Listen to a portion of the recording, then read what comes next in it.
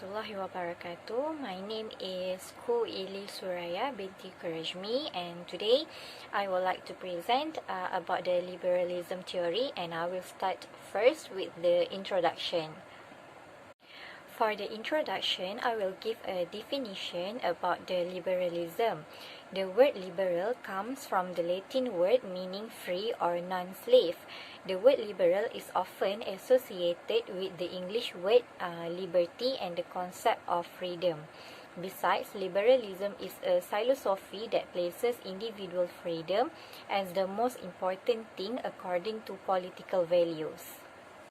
Liberalism, from the view of John Locke, which is known as the father of liberalism, according to him, people have rights such as the right to life, liberty, and property that have a foundation independent of the law of any society. Locke used the claim that men are naturally free and equal as part of the justification for understanding legitimate political government as the result of a social contract where people in the state of nature conditionally transfer some of their rights to the government in order to better ensure the stable, comfortable enjoyment of their life, liberty, and property. Apart from that, society should allow all individuals the freedom to pursue happiness. Individuals are free to think and act as they please in order to achieve their potentials. This is according to John Stuart Mill, which is the most influential English language philosopher of the 19th century. Next, liberalism in the view of Islamic. Liberalism is a foreign thought that enters Islam. This thinking denies the existence of a relationship of life with religion at all. This thinking considers religion as a chain of freedom that should be thrown away. According to Sheikh Sulaiman Al-Qurashi said, liberalism is a school of thought that pays attention to individual freedom. This section views the obligation to respect the independence of the individual and believes that the main task of the government is to maintain and protect the freedom of the people, such as freedom of thought, freedom of expression, freedom of personal ownership, individual freedom, and the like. Bismillahirrahmanirrahim. Assalamualaikum warahmatullahi wabarakatuh. My name is Muhammad Nazmi bin Kamrul Zaman, and now I would like to explain about the problem with liberalism. The first problem with liberalism is once liberalism is established, it has a tendency to slide to the right wing, and it does this for two reasons. Firstly, liberalism places a lot of emphasis on freedom, particularly freedom of speech and tolerating a diversity of opinion. However, liberalism is very susceptible to propaganda. Philosophers like John Rawls and Karl Popper mention it in its book called Paradox of Tolerance. What do we do if we want to be tolerant but somebody is expressing a viewpoints that are themselves intolerant, even to the extent that they are incompatible with liberalism? For example, Nazi philosopher Carl Schmitt realized that in a liberal society like interwar Germany, the Nazis could disguise their propaganda as just another viewpoint, and so demand that their viewpoint be heard. They could take advantage of liberal of tolerance and free speech to spread the ideology pretending to value liberalism, even preparing for its destruction. Second reason is liberalism exists to justify capitalism. Left-wing ideology like socialism are incompatible with capitalism, but capitalism is compatible with fascism. And so liberalism slide right a lot easier than it slide left. Another example is a brand named Zyklon B from the company of Degussa was used in the gas chamber in Holocaust, where the Nazis owned that company, and the company opposed the socialists who challenging their profits. Another example, Ronald Reagan is a US president, provided military and financial aid to Guatemalan governments that murdering civilians because those governments presented themselves as anti-communist. The second problem of liberalism is that it's wrong about how human beings make decisions. Liberalism, especially neoliberalism, likes to imagine that human beings are individual rational decision makers. This idea was introduced by Adam Smith, where the way that liberals imagine people navigate the free markets that they support. There is two problems with this. First, the model of self-interested decision maker is too reductionist because people don't make decision like that. Second, yes, people can make decision, but the focus on individual decision making ignores any kind of systematic analysis. For example, Helen Sugar gave an analogy on how people decide what to eat. Yes, individuals make decisions, but the options from which we can choose are often shaped by forces well beyond individual control. For instance, lobbying. In the USA, government subsidies for crops like corn mean that a lot of cheap, unhealthy oils and sugars enters the food supply. This industry is a powerful lobby with a lot of influence over government policy. So if we are talking about things like obesity, the individualistic focus of liberalism is gonna stop us from understanding it. The final problem with liberalism is liberalism support capitalism. So if there is a problem with capitalism, liberalism is gonna be supporting and propping up those problems. But liberals are aware that capitalist energy production is rapidly destroying the planet and the poverty capitalism enforces isn't really necessary. And that, once again, capitalism is doing deals with the right wing. A lot of liberals are worried that capitalism might not be able to survive the coming wave of automation, although it generates wealth. That wealth tends to stay at the top. And liberals notice that providing innovation and keeping quality high and costs low are actually starting to undermine themselves in the long run. That's all from me. Thank you. Hi, Assalamualaikum. My name is Nur Shazwani binti Ramli and I will continue with the presentation. So I will present the party involved in the liberalism. So, the development of liberalism continued throughout the 18th century with the burgeoning Enlightenment ideals of the era. This was a period of profound intellectual vitality that questioned old traditions and influenced several European monarchies throughout the 18th century.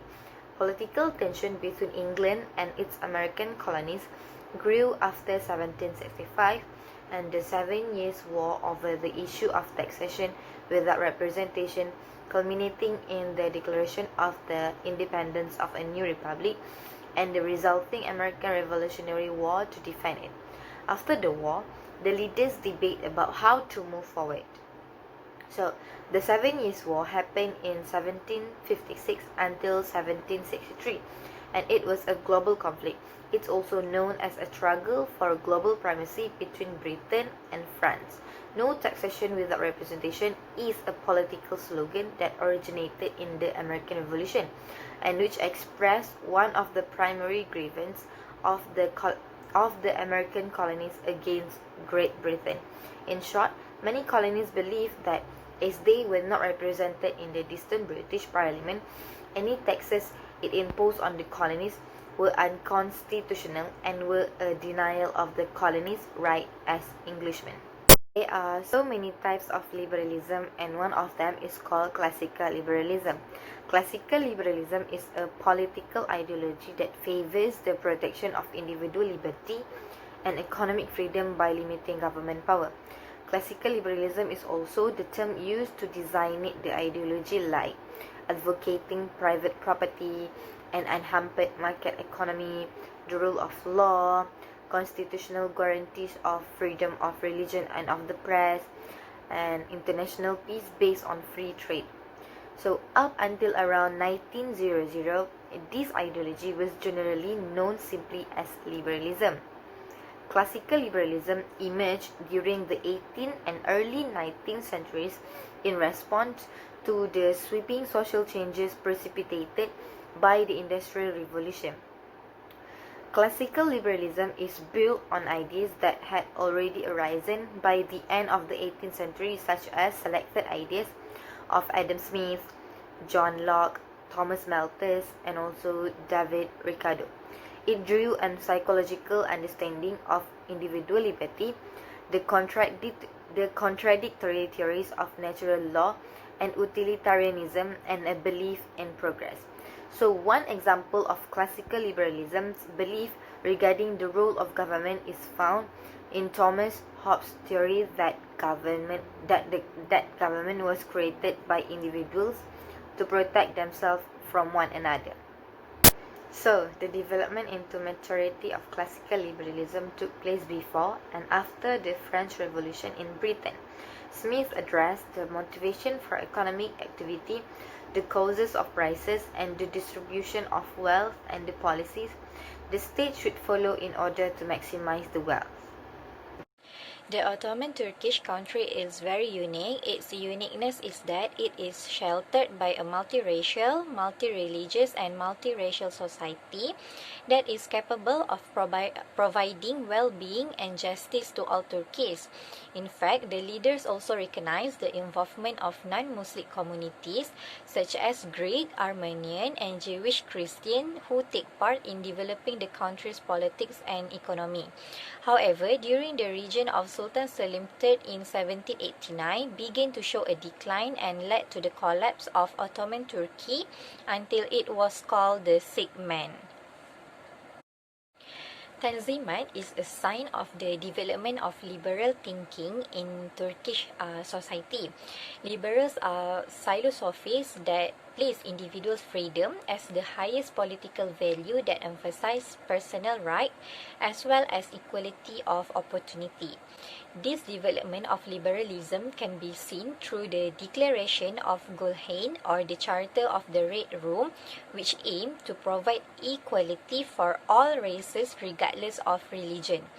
This charter was declared in 1839, about 4 months after the death of Sultan Mahmud II, and Harai Humayun, or the Royal Charter by Sultan Abdul Majid, who was only 16 years old, and assisted by Mustafa Rashid Pasha, Mustafa Sami Pasha, Ali Pasha, and Fuad Pasha. Islamic law began to be set aside because this charter distinguishes between life and religion different from the way of life of the ancient Turks, namely by referring to religion in all behavior and law in the country. In addition, this charter covers changes in various aspects, for example, law, tax system, education, and community rights. Islamic law before Tanzimat began to loosen and abolish like jizya, for instance, protection tax to non-Muslims residing in Islamic countries, and the slave system was also abolished. The slave system was abolished at the urging of the British, and the Sultan began to stop the black slave trade in the Persian Gulf and the slave trade in North Africa. All religions are also free to establish houses of worship and free to spread their respective religions. In 1856, the Christian movement in spreading the religion grew, and this was exacerbated by the truth of apostasy in that year. This issue of liberalism was an opportunity for the West to weaken the Ottoman Turkish Empire. Hi, my name is Nur Shazalisa. So I will continue with the suggestion for this liberalism theory, which is the role of ulama and intellectual. So as we know, ulama is a religious expert, and ulama is an expert in matters of knowledge of Islam. They know more deeply about the reality of something. So that is why the role of ulama and intellectual people in combating this liberalism issue is very important in the Islamic point of view. So they play an important role in educating this generation to be more watchful than by not influencing the issue of the liberalism that can damage the faith of a Muslim. So what is worrying is that these liberals are concerned about the right of the individual who are clearly different with Islam, because what this group are fighting for is not a right of individual but a mere lust and desire. So these intellectual people can convince many people that a liberal understanding that follow the economic characteristic of the capitalist concept has many disadvantages. So the advantages can be said because this capitalist is by understanding materialism, which is denying all the things and also oppressing others.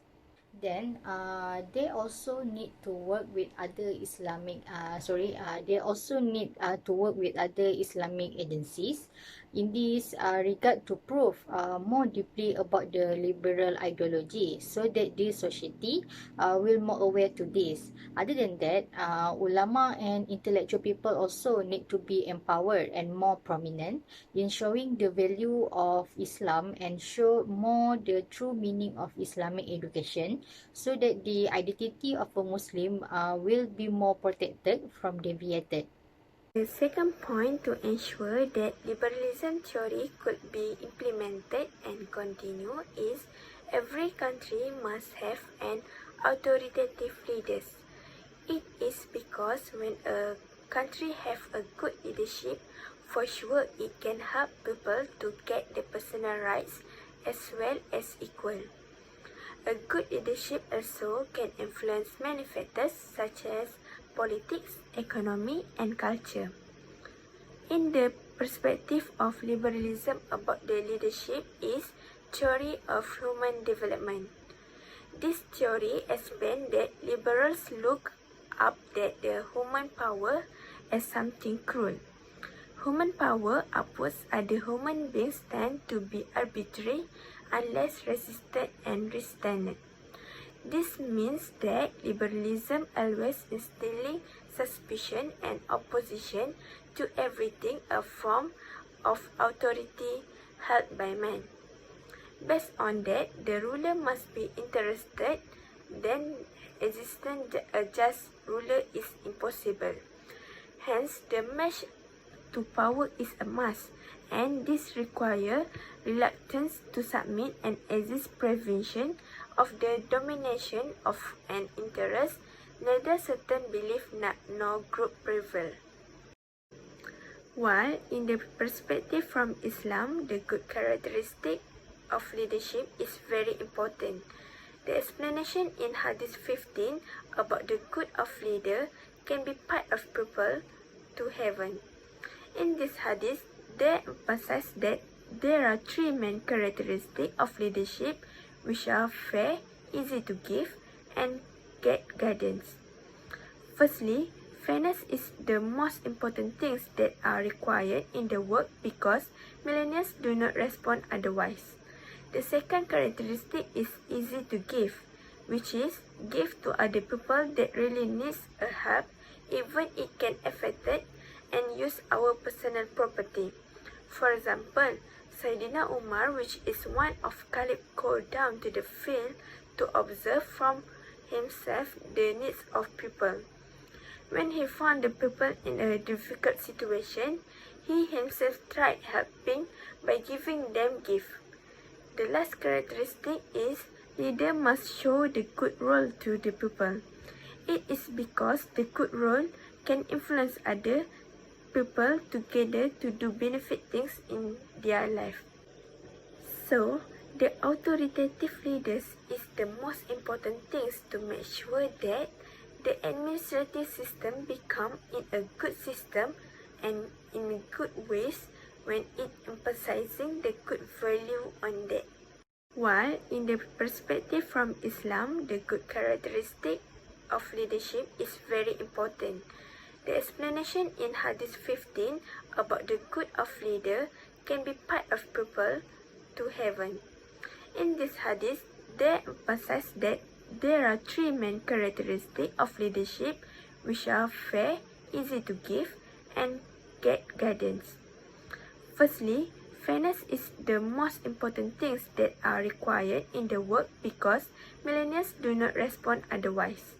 The second characteristic is easy to give, which is give to other people that really needs a help, even it can affect it, and use our personal property.